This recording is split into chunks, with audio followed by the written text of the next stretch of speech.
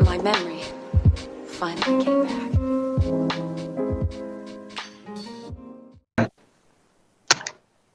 Terima kasih. Terdengar. Terdengar ya. Iya. Baik, terima kasih untuk kesempatannya.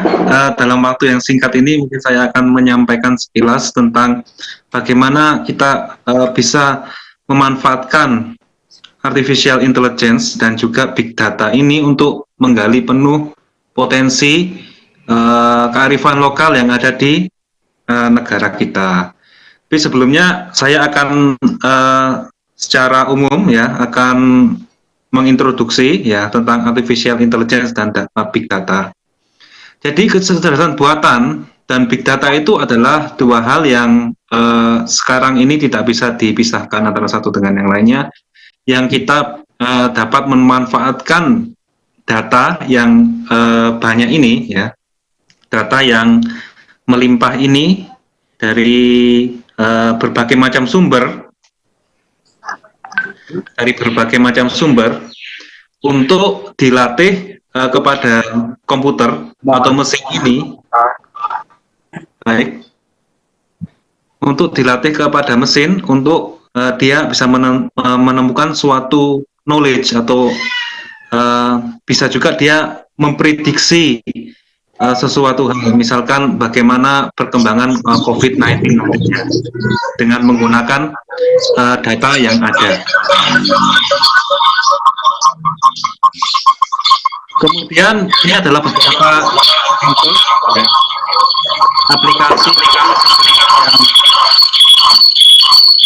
sudah diterapkan, misalkan pada robotik ya, atau pada permainan catur ya, atau perkiraan cuaca atau mobil otonom ya. Artificial intelligence ini telah menunjukkan eksistensinya untuk mulai menghadirkan teknologi otomatisasi.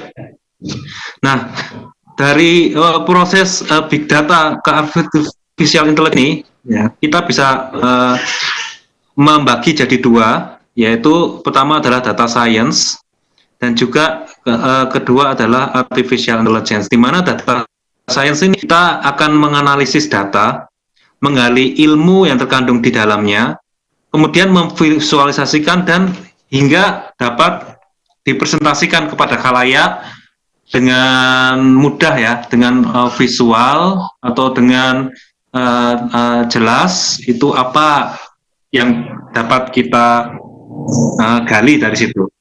Terus kemudian dapat juga digunakan sebagai sarana pemerintah untuk kemudian menentukan kebijakan selanjutnya.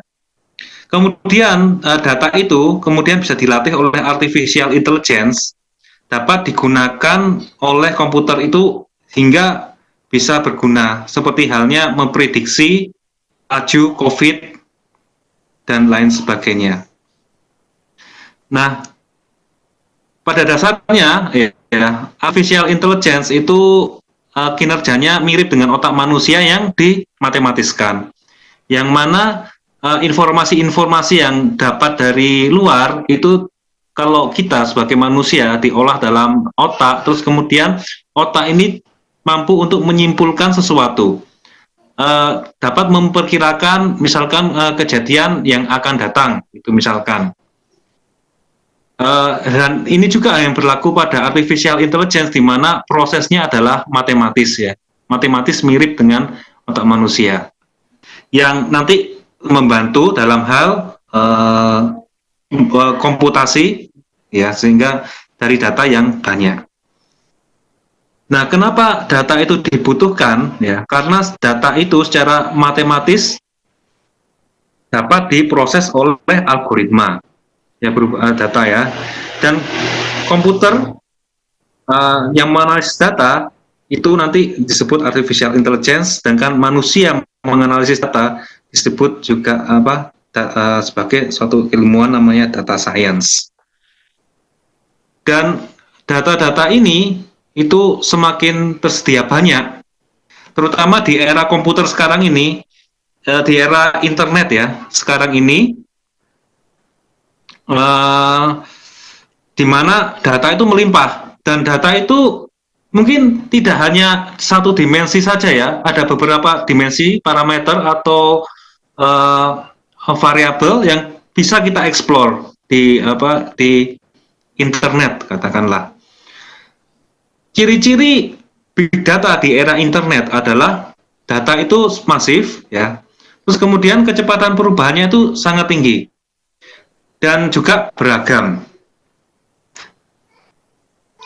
Data yang masif ini terutama setelah era internet dan sosial media, di mana hampir setiap hari kita berkomunikasi, kita juga update status atau mengirimkan gambar ke Instagram, itu juga merupakan kita menyetorkan data itu juga ke internet. Misalkan seperti Facebook ya, ada sekitar 500 terabyte data baru setiap harinya. Pesawat Boeing 737 juga dia menghasilkan sekitar 240 terabyte data penerbangan dalam satu penerbangan melintasi Amerika. Dan juga menjamurnya ponsel-ponsel pintar dan juga mengalirkan jutaan data-data baru yang berhubungan dengan lingkungan, lokasi, cuaca, video, bahkan suasana hati si pengguna ponsel pintar. Dan ini nantinya yang dapat kita proses selanjutnya.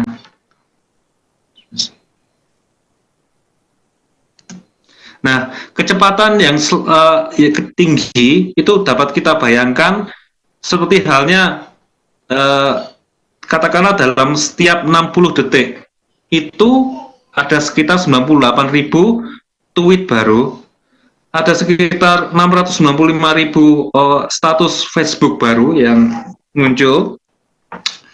Terus kemudian ada, kalau kita kan hampir setiap hari kita melakukan WhatsApp gitu ya, chat, itu hanya ada sekitar 11 juta instant message ya, pesan dalam setiap 60 detik itu. Bayangkan berapa besar datanya itu ya. Jadi bukan hanya gigabyte, zettabyte lagi, jadi sudah masuk dalam taraf yottabytes gitu. Dan data itu berbagai macam sumber ya. Itu bisa berupa video, teks, online news, data voting, rekam medis, suara dan lain sebagainya. Nah, dan data yang beragam ini dikontribusi oleh banyak orang juga, karena setiap hari kita akan memperoleh data-data dari berbagai macam source yang ada, yang nanti mampu kita olah. Ya. Nah, kemudian dari data yang besar tadi kita mampu untuk mencerdaskan komputer, ya. Karena pada prinsipnya begini, apabila data itu semakin banyak dan semakin beragam, maka semakin bagus. Itu adalah pada intinya. Sehingga kita manfaatkan kalau kita membaca data itu, manusia membaca itu mungkin akan kesulitan untuk menggali informasi yang ada di dalamnya. Tapi apabila di feed ke dalam maka nanti komputer akan membantu untuk menganalisis gitu apa data itu, dan juga komputer akan cerdas gitu. Jadi dari data yang beragam ini, misalkan dari kamera RGB ya, dari misalkan dari sinyal dan lainnya, dipersepsikan ke dalam algoritma ini sehingga algoritma itu dapat menebak sesuatu gitu. dapat memprediksi sesuatu. Nah, sekarang kita bagaimana dengan kasus COVID-19 ini? Ya, kita juga dapat memanfaatkan dari data yang limpah ini untuk kemudian kita memahami ya kira-kira di balik COVID-19 ini apa yang dapat kita gali ya, terutama untuk kebaikan Nusantara. Dan apa data yang tersedia gitu. Dan kalau bisa datanya itu sebanyak mungkin. Ya kita manfaatkan saja big data yang ada ini, yang ada. Untuk kasus COVID-19 ya, kita cek dulu apakah memenuhi kaidah big data itu tadi. Dan tentunya data itu amat banyak ini sekarang ya. Nah, berbeda dengan pandemi misalkan 100 tahun yang lalu pandemi yang tidak dicatat karena pada saat itu infrastruktur ya seperti internet itu belum terbangun. Pada saat ini sudah berbeda, infrastruktur internet sudah terbangun dan informasi itu orang masyarakat bisa berkontribusi ya. Kita bisa melihat sekarang banyak sekali ya bertebaran data tentang perkembangan COVID-19.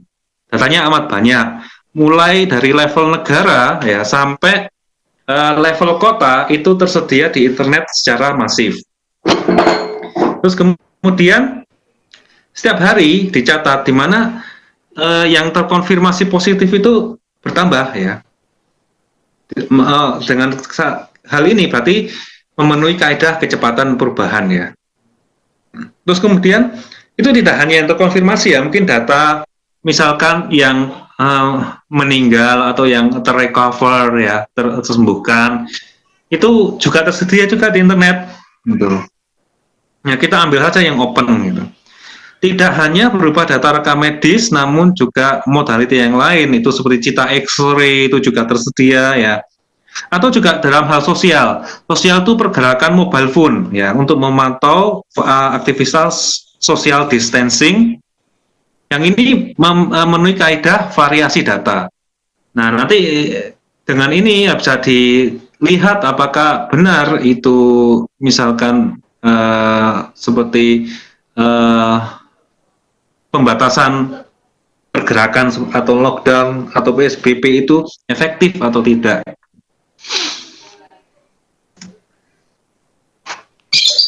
Nah, kemudian apakah COVID-19 ini dapat diprediksi dengan menggunakan artificial intelligence? Jawabnya adalah bisa, ya. Asalkan sudah dianalisis datanya itu seperti apa. Nah, kita harus mengetahui karakteristik datanya itu apa, time series kah, atau dia multivariabel kah, dan lain sebagainya.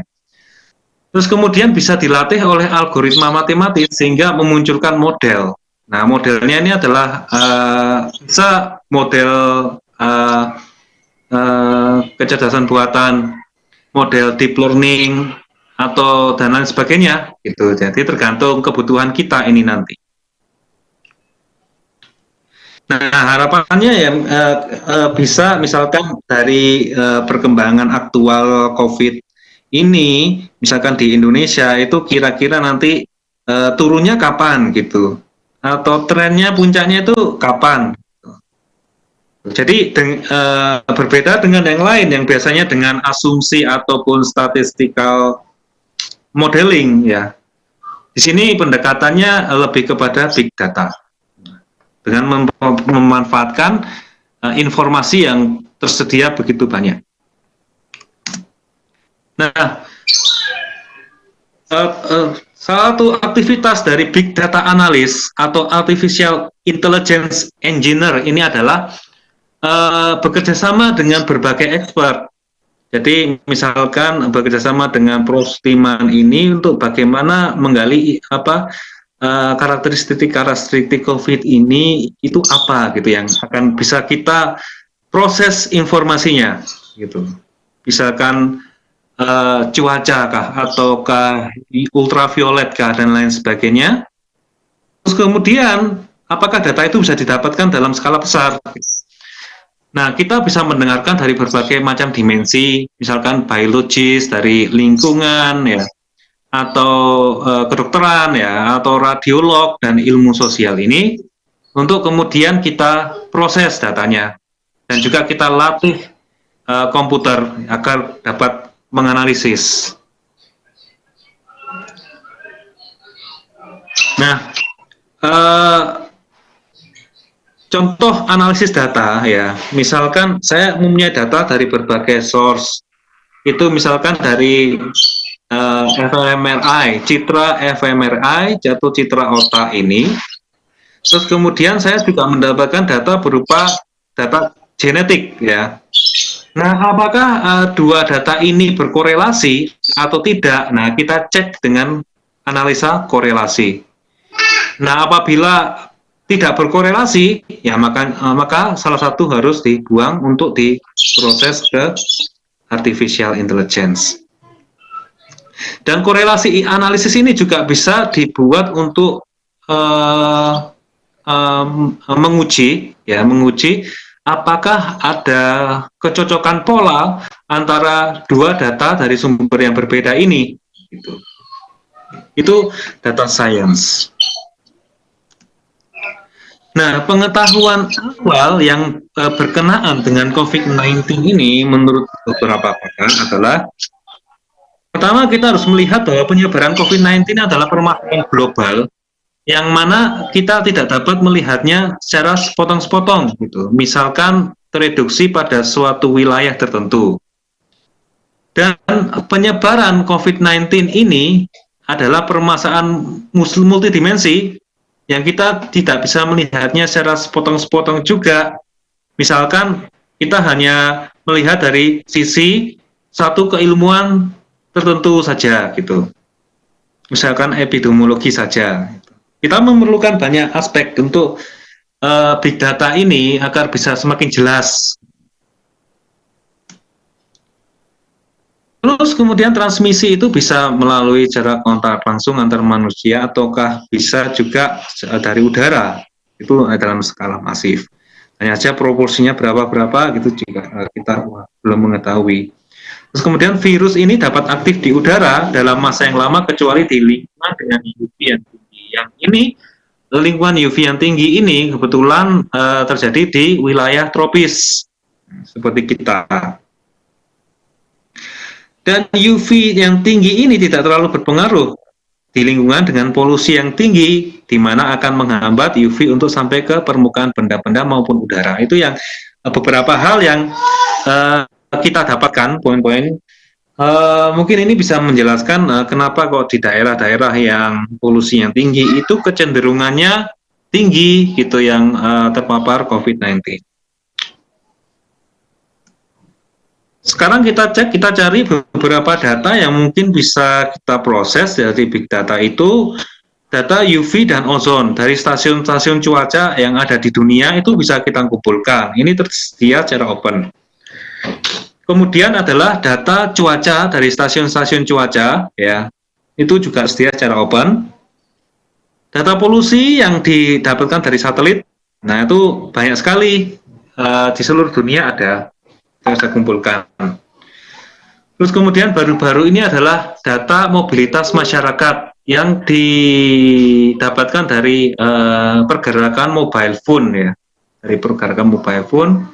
Terus kemudian juga data yang positif terpapar corona di seluruh negara itu juga tersedia dan update setiap harinya, yang mana kita bisa memanfaatkan untuk kita kemudian mendata analisis.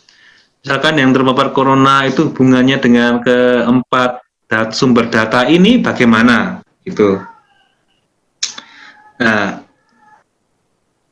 terus kemudian kita dapat melatih artificial intelligence dari data yang ada ini untuk memprediksi ke depannya. Investigasi awal kemiripan pola itu kita lihat bahwa di sini adalah UV index, ini adalah peta UV index, dan ini adalah peta di mana coronavirus itu tersebar di seluruh dunia. Yang sepintas itu nampak berkorelasi. Dan ini data ini sampai pada akhir Maret ya, 12 April sampai 12 April. Kondisinya itu masih seperti ini. Dan ini subtropis ya, dan ini wilayah UV yang tinggi ini berada di sini. Gitu. Terus kemudian yang terkonfirmasi COVID itu juga secara kebetulan di wilayah yang sama, di subtropis utara ini. Nah, kenapa kita coba kita baca datanya, data analitik, kita bongkar data-data yang berkenaan dengan COVID-19 ini. Nah, kita di sini melihat kurva akumulasi terkonfirmasi positif dalam masa 22 Januari sampai 25 Maret 2020. Coba kita lihat bahwa di sini bahwa dari negara Malaysia, Indonesia, Thailand, Jepang, India, dan Rusia. Dan di sini posisi Indonesia itu masih berada di sini, ya, middle, ya, di antara ke 6-6-nya. Ya. Jadi belum terlalu apa namanya tajam seperti yang lainnya.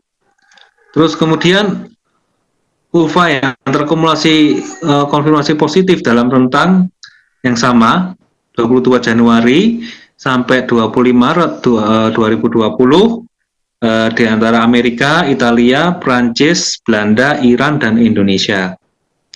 Nah, kalau kita bandingkan antara ke negara yang disebutkan tadi, dibandingkan dengan Amerika, Italia, Prancis, Belanda, dan Iran, maka Indonesia posisinya masih sangat kecil sini, bahkan sampai sekarang ya, meskipun pertambahannya kita sudah sampai 25.000, tapi masih di bawah dari ke semua negara itu ya.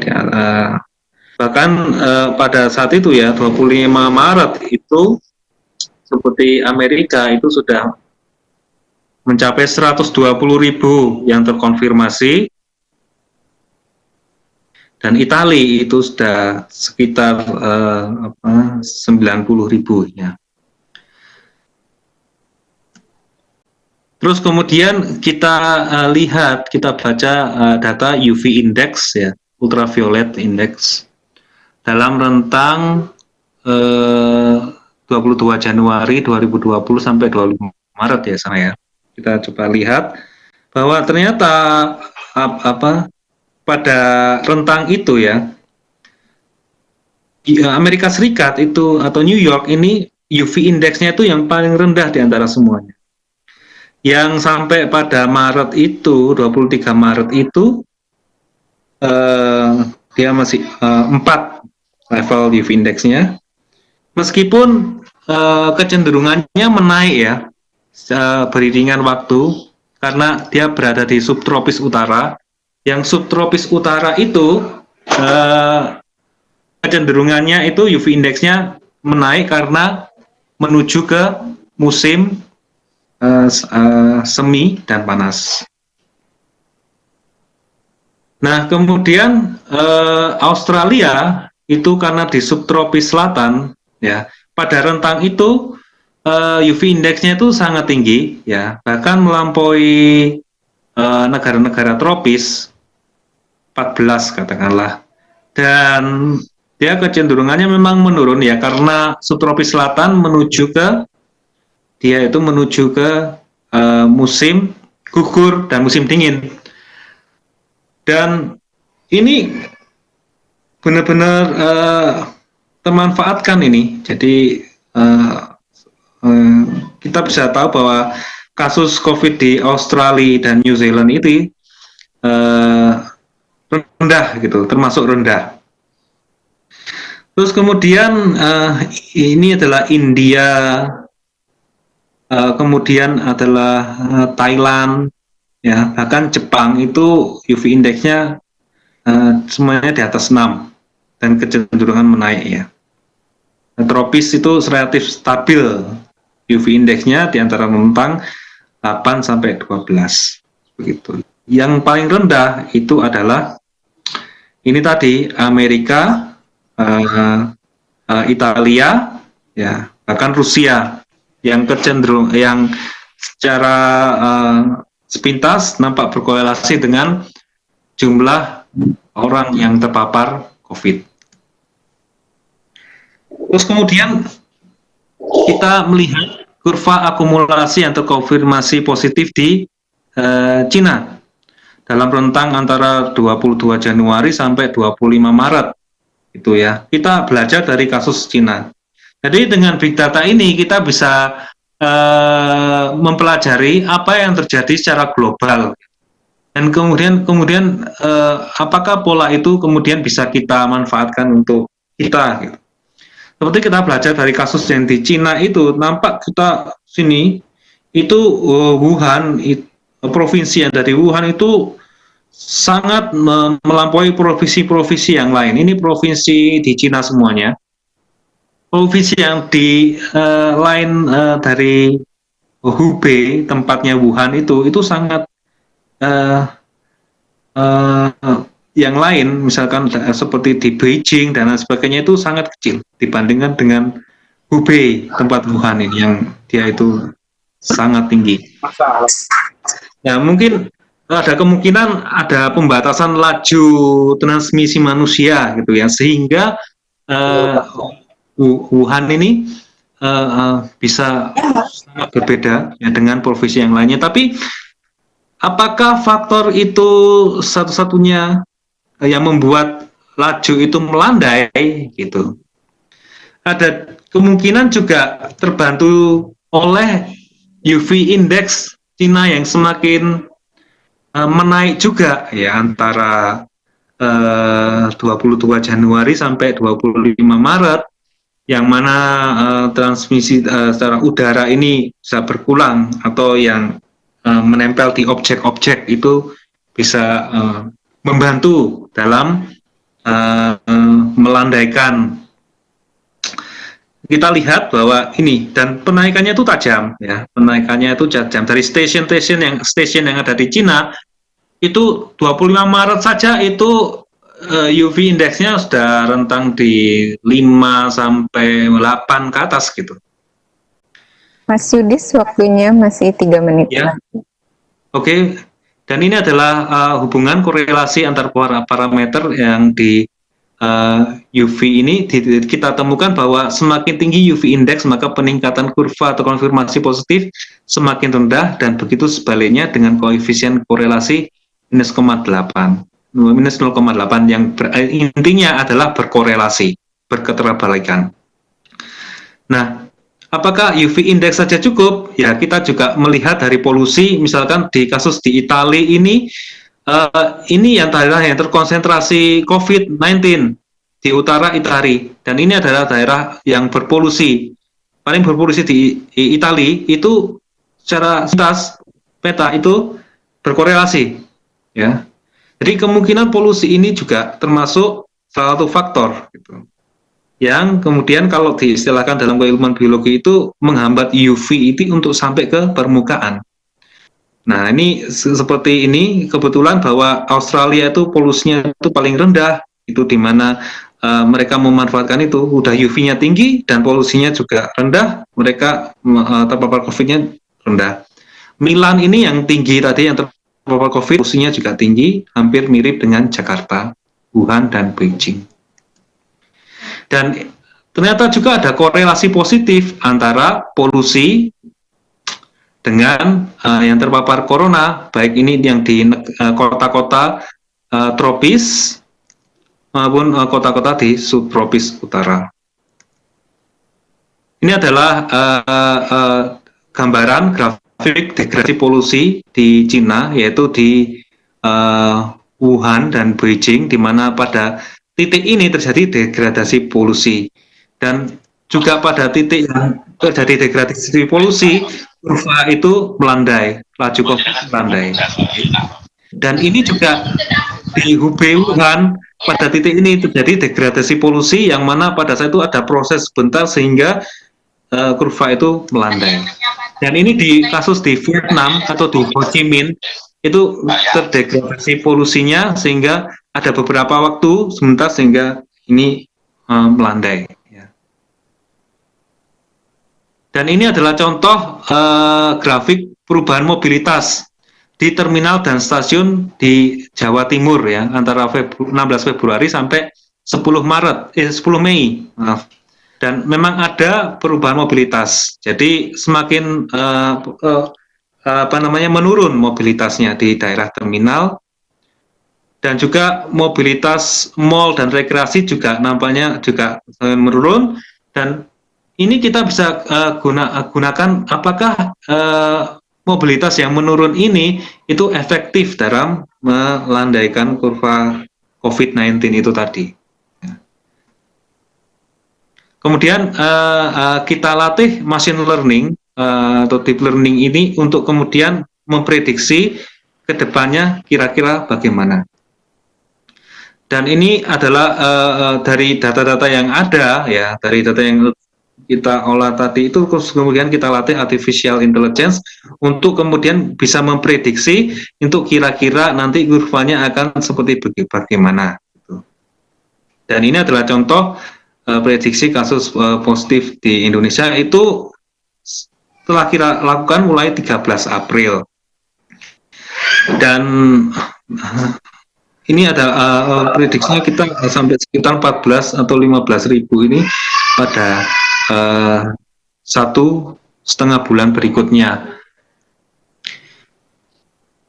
Nah, ini artificial intelligence ini bisa kita update. Jadi setiap data yang terbarui kita update, terus kemudian model melakukan prediksi. Ini kita juga memprediksi kasus positif di Korea Selatan, ya, yang mana semenjak mereka melakukan satu partial lockdown atau semacam PSBB itu, ya dia prediksinya tidak akan berubah. Ya, yang terkonfirmasi COVID tidak berubah banyak karena Korea Selatan pada rentang setelah 13 April ini memang sudah selesai. Gitu. Terus kemudian dengan ini juga kita bisa mengkonfirmasi apakah validasi data yang ada di Indonesia, COVID-19 yang ada di Indonesia itu terhadap dunia. Karena kita melatih komputer itu tadi dengan data dari negara-negara di seluruh dunia. Nah, prediksi kita itu ya tidak terlampau jauh berbeda dengan aktual yang terjadi di lapangan. Sebenarnya range-nya itu tidak berbeda jauh dengan aktual yang terjadi di lapangan, dengan yang di lapangan, sehingga kita dapat mengatakan bahwa data yang ada kita itu lumayan valid. Terus kemudian kita melakukan lagi prediksi Indonesia mulai dari 3 Mei 2020 ini. Kedepannya kira-kira bagaimana? Jadi dari perkembangan aktual yang ada ini, kemungkinan sekitar Juni, awal Juni sampai pertengahan itu mulai menemukan gejala penurunan, ya mungkin sekitar 500-400 gitu nanti. Jadi itu beberapa hal ya. Jadi kesimpulannya kita dapat memanfaatkan big data dan artificial intelligence itu selain untuk otomatisasi, juga untuk membantu manusia membuat keputusan yang penting. Dan artificial intelligence ini menggunakan konsep bahwa semakin banyak jumlah data dan parameter yang digunakan, maka akan semakin baik dan semakin pintar. Ke depan, data science, big data, dan artificial intelligence ini merupakan lapangan pekerjaan yang sangat dibutuhkan dan berpotensi, dan juga dapat kita gunakan untuk menggali penuh potensi-potensi yang ada di negara kita. Jadi kita bisa mulai sekarang menggalakkan kesadaran data. Jadi kita juga harus mengumpulkan data yang potensi dalam negeri Indonesia Nusantara ini, sehingga dapat terekam dengan baik, dengan lengkap, sehingga kita data science dan artificial intelligence itu bisa dimaksimalkan penggunaannya di Nusantara ini. Baik, terima kasih banyak. Sekian presentasi singkat saya. Semoga bermanfaat. Terima kasih, Bu. Baik.